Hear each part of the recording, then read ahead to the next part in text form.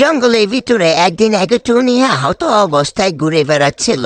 আর সেই সময় সেখান দিয়ে একটি পরী উড়ে যাচ্ছিল, আর টুনিকে আহত অবস্থায় দেখি সে পরীটা টুনির কাছে যায় আর গিয়ে জিজ্ঞেস করে টুনি কিভাবে আহত হয়। আর টুনিও তখন সবকিছু পরীকে খুলে বলে সে কিভাবে আহত হয় আর কিভাবে বেঁচে ফিরে আসে।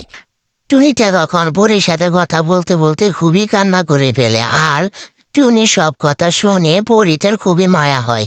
পরী তখন নিজের সময়া শক্তি দ্বারা টুনিকে সুস্থ করে তোলে এবং সেই সাথে টুনির মধ্যে অদ্ভুত ধরনের এক মায়া শক্তি দিয়ে দেয় যাতে শত্রুর সাথে মোকাবেলা করতে পারে। টুনি তো সুস্থ হওয়ার পর মহা খুশি। তারপর পরী টুনির কাছ থেকে বিদায় নিয়ে এখান থেকে চলে যায়, আর টুনিও তখন বাসায় ফিরে যায় তার বাচ্চাদের কাছে। টুনি বাসা যাওয়ার পর দেখলো তার বাচ্চারা তার জন্য অপেক্ষা করছিল।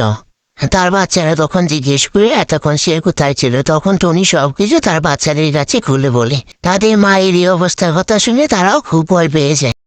একদিন টুনি বাচ্চা দুটি একটা ছুরি নিয়ে খেলা করছিল, এমন সময় হাত থেকে ফসকে ছুরিটা পাশে থাকা এক ডাইনির বাচ্চার পেটের ভিতরে গিয়ে ঢুকে যায়।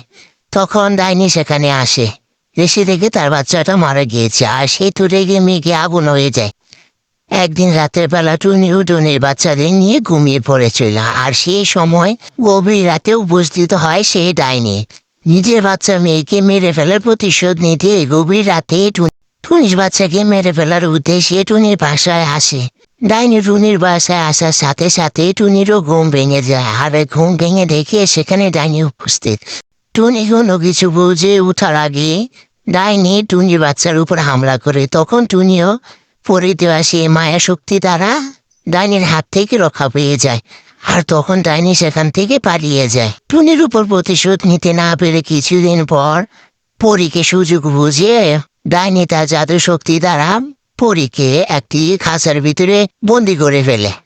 ডাইনির মায়াজারে তৈরি জাদুর খাঁচায় বন্দি হওয়ার কারণে পরীর কোনো জাদু শক্তি কাজ করছিল না তখন।